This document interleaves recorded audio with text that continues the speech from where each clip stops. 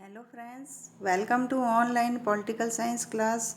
बच्चों, आज हम अपना पॉलिटिकल साइंस का first paper comparative politics in government का सेकंड यूनिट स्टार्ट करेंगे। इससे पहले का फर्स्ट यूनिट जो है वो हो चुका है हमारा। आज हम सेकंड यूनिट का फर्स्ट टॉपिक है ब्रिटिश संविधान, उसके बारे में अध्ययन करेंगे। सबसे पहले हम लेंगे ब्रिटिश संविधान की प्रमुख विशेषताएं क्या है। तो कुछ निम्नलिखित विशेषताएं मैंने पॉइंट्स लिखे हैं, एक एक करके हम उसको लेंगे। बच्चों, संविधान जो होता है वो किसी भी देश का जो संविधान होता है वो एक दर्पण है, उसके समान उसको माना जाता है। यानी संविधान को जो है वो एक दर्पण के समान होता है, जिसमें कि उस देश की जो है वो अपनी जो सारी व्यवस्था होती है वो दिखाई देती है। यानी जो भी उसकी सामाजिक, आर्थिक, राजनीतिक जो व्यवस्था होती है वो उस दर्पण में, संविधान में हमें दिखाई, दर्पण के समान जो है वो संविधान में दिखाई देती है। ब्रिटिश संविधान जो था बच्चों, ये बहुत ही पुराना संविधान यानी एक प्राचीनतम संविधान था, और इसी संविधान से जो है वो विश्व के अनेक जो संविधान थे उन्होंने उससे बहुत प्रेरणा ली। और यह संविधान किसी एक निश्चित समिति यानी किसी एक निश्चित जो है समिति के द्वारा जो है वो लिखित व निर्मित यानी उसको बनाया नहीं गया है। ब्रिटेन का जो संविधान है बच्चों, उसको किसी निश्चित समिति ने जो है वो लिखित रूप में इसको नहीं बनाया।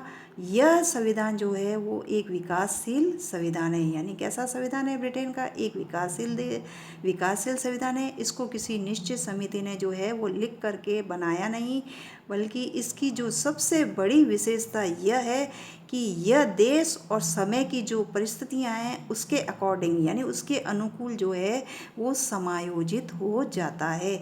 ये ब्रिटेन के संविधान की सबसे बड़ी विशेषता है। तो अब हम इसके एक एक करके पॉइंट लेंगे। सबसे पहली इसकी विशेषता है कि यह विकसित संविधान, यानी ब्रिटेन का जो संविधान है वो विकसित संविधान है। ये क्योंकि इसे जो है वो किसी एक समय में नहीं बनाया गया, और यह एक निरंतर जो है वो लगातार विकासशील प्रक्रिया है, जो कि अपनी समय और परिस्थितियों के अनुकूल जो है वो बदल जाता है। तो इसलिए कहा जाता है कि यह विकसित संविधान है। दूसरी इसकी विशेषता है कि यह अलिखित संविधान है। ब्रिटेन का जो संविधान है वो अलिखित संविधान है। बच्चों, वर्तमान समय में जो सभी देश हैं उन सभी देशों में जो है वो लिखित संविधान है वो पाया जाता है, लेकिन ब्रिटिश जो संविधान है वो ही एक ऐसा देश है जहाँ की अलिखित संविधान जो है वो पाया जाता है। और इस संविधान में जो है वो कुछ अंश ही लिखे हुए, यानी ब्रिटिश संविधान के जो कुछ ही भाग हैं वो ही लिखे गए हैं, और वो भी क्या है, उसका जो स्वरूप है उसके जो स्वरूप में लिखा जाना चाहिए, संविधान के जिस स्वरूप में उसको लिखा जाना चाहिए उसमें वो नहीं लिखा गया है। इसलिए इसकी जो मूल प्रवृत्ति है वो अलिखित ही है। नेक्स्ट है, यह लचीला संविधान है। ब्रिटेन का जो संविधान है वो लचीला संविधान है, यानी फ्लेक्सिबल। लचीला का मतलब फ्लेक्सिबल। बच्चों, ब्रिटिश संविधान है उसको अगर देखा जाए तो ये हम कह सकते हैं कि ब्रिटिश जो संसद है वो बहुमत के आधार पर जो है वहाँ पर संविधान में कोई भी परिवर्तन है वो आसानी से किया जा सकता है। यानी अगर इसको ब्रिटिश संविधान जो है उसको इस दृष्टि से हम इसको लचीला कह सकते हैं, यानी इस दृष्टिकोण से या इस नज़रिए से उसको लचीला कहा जाता है कि इस ब्रिटेन की जो संसद है उस संसद में बहुमत के आधार पर जो है वो संविधान में कोई भी चेंजिंग, कोई भी परिवर्तन है वो इजीली, आसानी से कर सकते हैं। इसलिए इसको फ्लेक्सिबल जो है वो संविधान कहा जाता है। नेक्स्ट इसकी विशेषता यह है कि ये प्राचीनतम संविधान यानी बहुत ही पुराना संविधान है।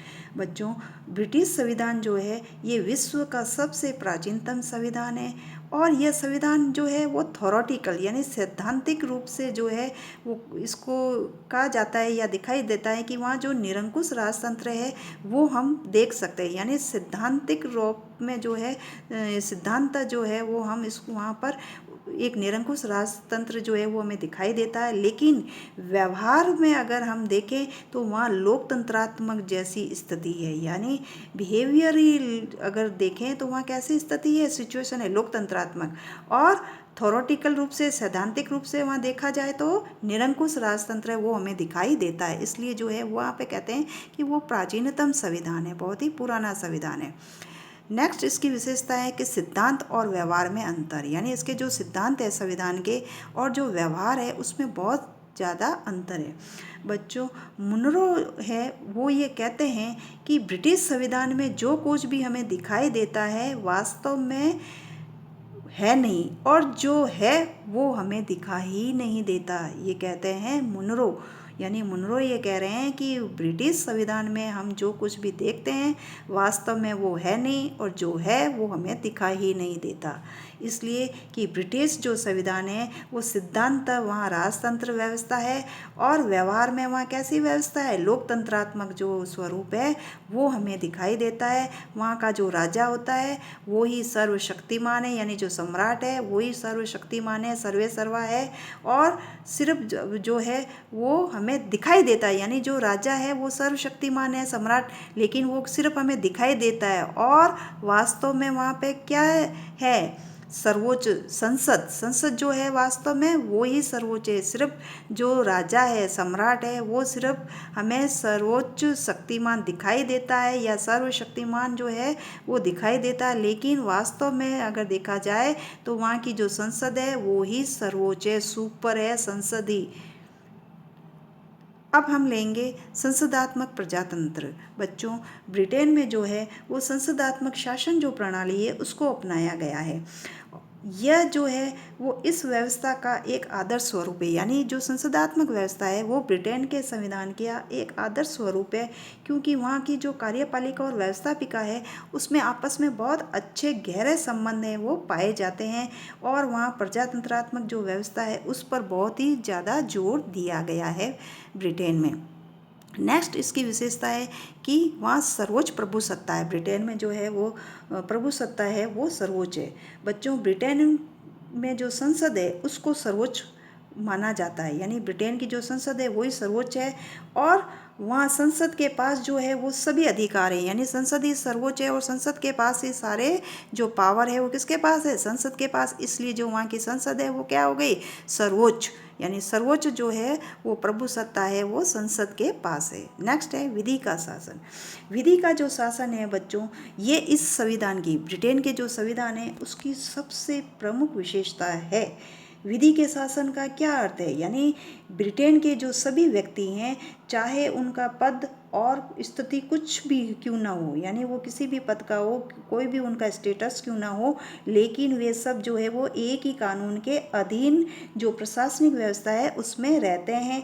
वहाँ कानून की जो नज़र है उसमें सभी समाज समान है, यानी कानून की नज़र में जो है वो सभी समान है, और कोई भी जो है वो किसी भी कारण से जो है वो उसमें छूट है वो नहीं पा सकता। यानी इस कानून की नज़र में सभी समान है, कोई भी जो है वो मुक्त है, स्वतंत्र नहीं रह सकता किसी भी प्रकार से। तो ये थे उसकी विशेषता। अब नेक्स्ट है लेंगे एकात्मक संविधान। उसकी नेक्स्ट विशेषता क्या, एकात्मक संविधान। बच्चों, ब्रिटेन में एकात्मक जो शासन व्यवस्था थी उसको अपनाया गया। एकात्मक यानी एक ही जो है वो पावरफुल है, सेंट्रल जो है वही पावरफुल है, संसद जो है वही पावरफुल है।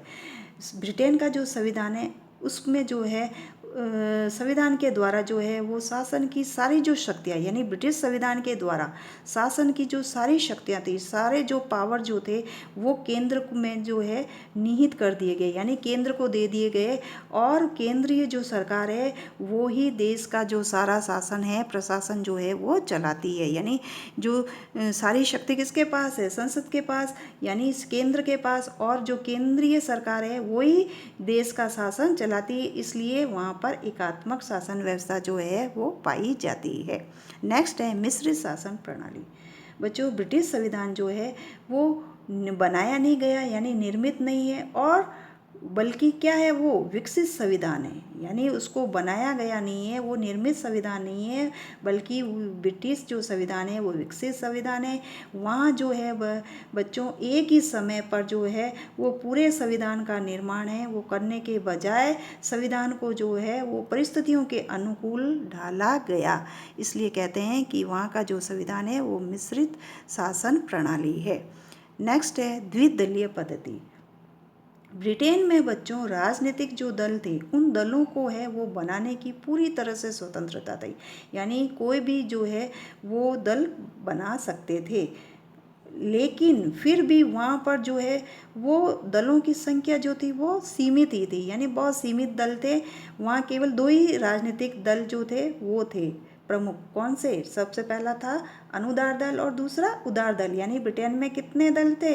द्विदलीय, यानी दो ही दल थे, अनुदार दल और उदार दल।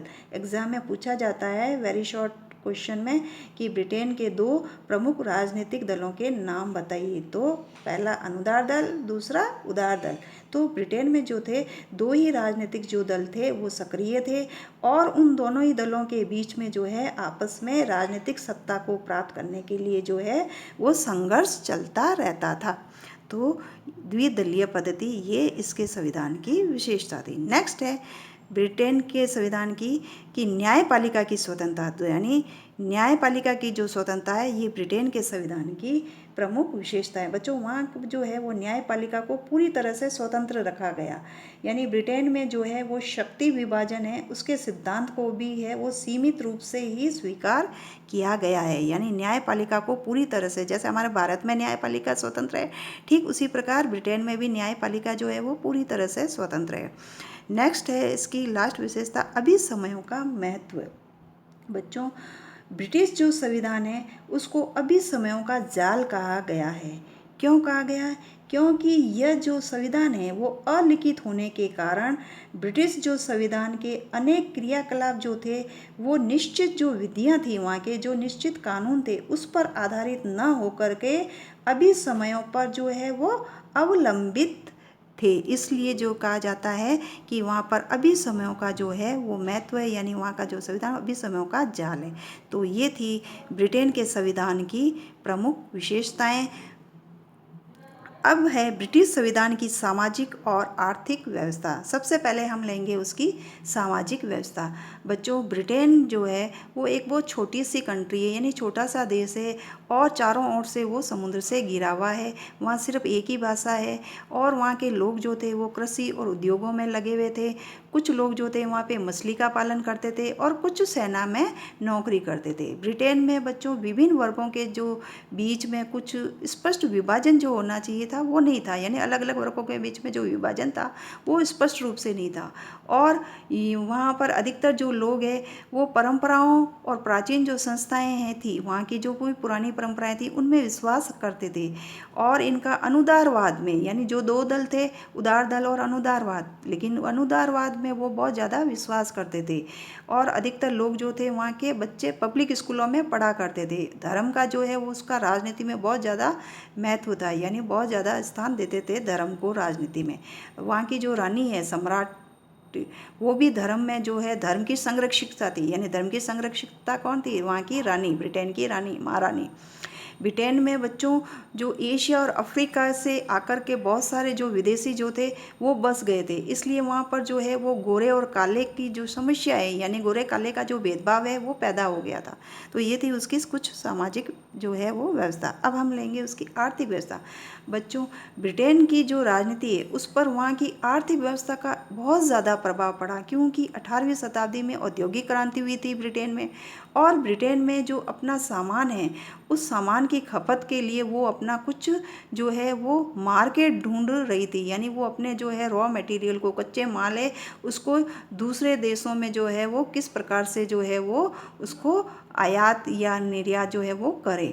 तो वहाँ पर जो है वो बड़ी संस्थाओं के कुछ जो है वो मैनेजर से लेकर के जो किसान वर्ग थे उन वर्गों को जो है वो मिलते हैं यहाँ बहुत बड़े संस्थाओं के, यानी बहुत बड़ी संस्थाएं जो थी, कंपनियां जो थी, वहाँ के मैनेजर से लेकर के किसान वर्ग तक के जो वर्ग थे वो भी वहाँ पर रहते थे। आर्थिक वर्ग जो है उसका राजनीति पर बहुत ज़्यादा प्रभाव पड़ा। यानी जो आर्थिक वर्ग के जो थे उसी का ही वहाँ की जो पॉलिटिक्स है उस पर बहुत ज़्यादा प्रभाव पड़ता है। और ब्रिटेन में लोकतंत्रीय जो समाजवाद है उसकी स्थापना करने का जो प्रयास है वो वहाँ पर किया गया। यानी वहाँ पर लोकतंत्रीय समाजवाद की व्यवस्था करने का प्रयास हुआ था। और कई उद्योगों का तो वहाँ पर राष्ट्रीयकरण ही हो गया और लोगों को आर्थिक सुरक्षा है वो देने के नियम जो है, रूल ऑफ रेगुलेशन जो थे वो भी बना दिए गए। आर्थिक जो आयोजना है उसका सिद्धांत जो है वो ब्रिटिश अर्थव्यवस्था में पूरी तरह से जो है वो लागू नहीं होता, परंतु अगर देखा जाए तो कृषि भूमि है उसके उपयोग पर शहरी भूमि के उपभोग है उसकी जो योजनाएं जो थी वो चलाई गई। यानी कृषि भूमि के जो उपभोग है और शहरी भूमि का जो उपभोग है उसकी कुछ योजनाएं, पॉलिसी जो है, प्लानिंग जो है वो बनाई गई थी। तो ये थी ब्रिटेन के संविधान की आर्थिक और सामाजिक व्यवस्था।